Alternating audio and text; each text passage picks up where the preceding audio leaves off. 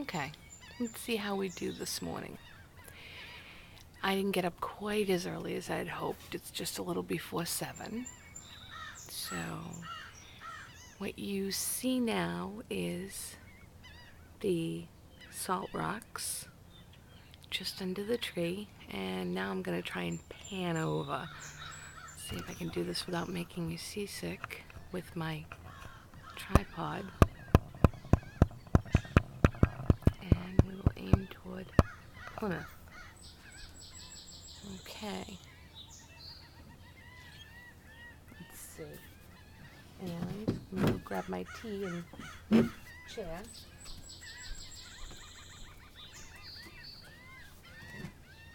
It is low tide. And here in Rocky Nook there's low tide and no tide. And we had a bit of pollen, so let's get that out. Okay. So this is Jen's view. So let me tell you about Rocky Nook. In the 1950s, my grandfather worked for a printing company. And one of his friends, Mr. White, bought a cottage down here. And that's kind of how people find places like this. There were always waves of immigration to Rocky Nook. Sometimes it was police officers, sometimes it was firefighters, sometimes it was members of an extended family. But at that time it was printers. My grandfather, Mr. White, and Red Rizzo. So they're up on Oak Street, which is basically 2 blocks back. This was a farm. All of Howlands Lane was a farm. And 2 guys from Brockton got the idea to divide it up into little house lots because it was on the beach. And it was a stop on the Plymouth and Brockton Railway. So people from Brockton, and there are quite a few people from Brockton who have Brockton roots still here, came down, and eventually all the lots, well, most of the lots changed hands. They're 50 by 100 foot lots. Some places have 2 lots. I had nearly 2 lots. They're usually rectangular, but when you get to some of the corners or whatever, they take some odd shapes. I was like a wedge, a pie wedge. So there we are in the 50s. At first, my grandparents rented a few places to get a feel for whatever. And then they settled on the corner of Cole and Oak. Cole was not like the mineral. It was C-O-L-E. It was some guy's name. They bought a double lot. So we are quite well propertied here in Rocky Nook. It was a very good, my grandfather and grandmother and my grandfather's sister and brother-in-law bought it together. It had 5 buildings on it, and they tore down the small 4 and kept the one main, and they had a dividing wall. And Kay, my grandfather's sister, and her husband John were on one side. They had 3 children. They were on one side, and my grandparents and their 5 children were on the other. There were 2 bedrooms, but you know, it's a summer cottage, you don't care. You had beds on the back porch. I can remember years growing up, there was a day bed in the kitchen living room area.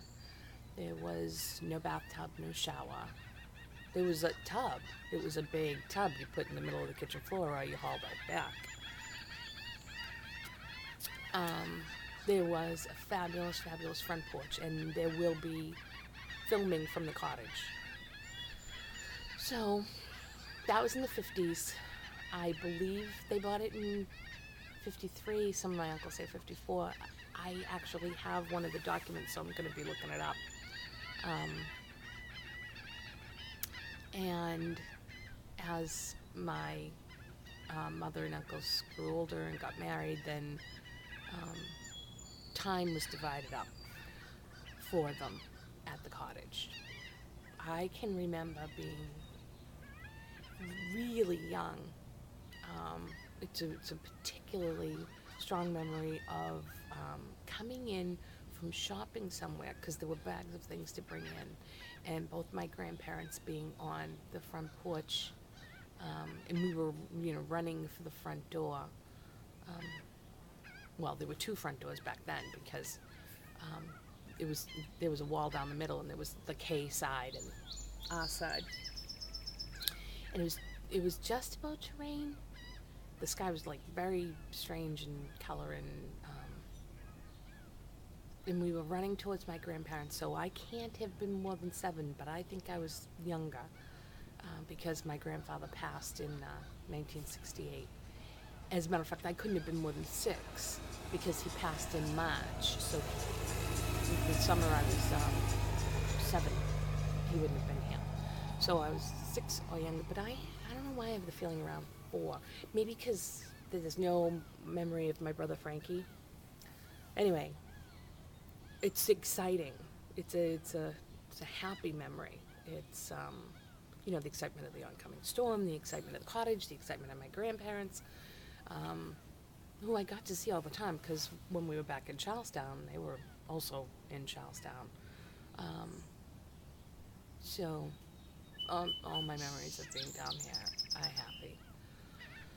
So sometimes when I was older, and this was how my mother and my grandmother viewed Rocky Nook, that you didn't come down before Memorial Day, and that you didn't come after Labor Day, because basically it must close up. And all winter long, all you did was just long to be down here. And as I got older and I could go where I wanted to go with who I wanted to, I would come down off season too. And in November of 1979, I was down here with friends. There were winter people. There was life in Rocky Nook. After Labor Day, there were people who lived here year-round, and I was friends with some of them. My friend Kath and I came down to hang out with Matt. Matt was our year-round friend. And Matt said, oh, you have to meet somebody. My brother's friend, John Miller, is back from Florida. And I didn't recognize the name right off the bat. I mean, it's Miller, how common is that? But when we got there, we met him, and he was a nice guy, and he had this roommate, Max, and he had lived in the Nook when he was young. And he felt the same way about the Nook that I did. So in our discussions about how his family would move between the Nook and Florida, he mentioned something. I think it was his sister Maureen, and all the pieces clicked into place. His sister Maureen was just a little older than me, and I hung out with her when I was young. I played with her when I was little. I hung out with her when I was older. Maureen Miller, Nancy Eldridge, Patty Slavin, the Davis girl. I mean, it was just a whole bunch of people. And I looked at him and I'm like, oh my God, you're Johnny Miller. I was in love with you when I was little, which was true. He was 7 years older than me. And everybody laughed. It was this excited utterance, Princess Crabby. You're not surprised, huh? We would watch them play ball in the Coop. Coop is a ballpark that's up on West Ave. It's actually right across the street from what was my house. And if there was nothing to do, because around Rocky Nook, you made your own entertainment. People my age, they know what that means. You walked to the store. The store was a mile and a half away. You walked there for a pack of gum or whatever, and you walked back. It was the walk that was the adventure, and you went exploring down Dead Man's